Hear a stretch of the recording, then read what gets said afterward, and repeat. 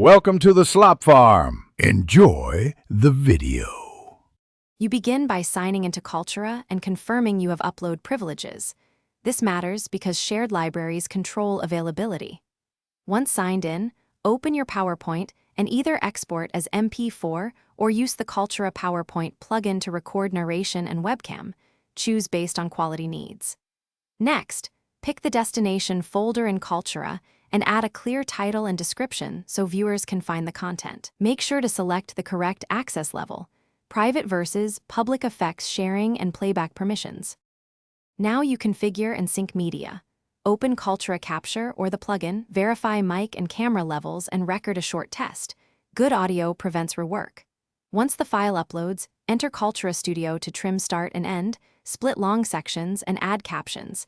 These steps improve accessibility and search. Also add chapter markers for quick navigation. Before finalizing, adjust video quality and select a thumbnail so viewers see a clear preview. Then save changes to ensure settings propagate. Finally, publish and verify. Choose embed code, LMS integration, or a direct Kaltura link based on where you'll teach.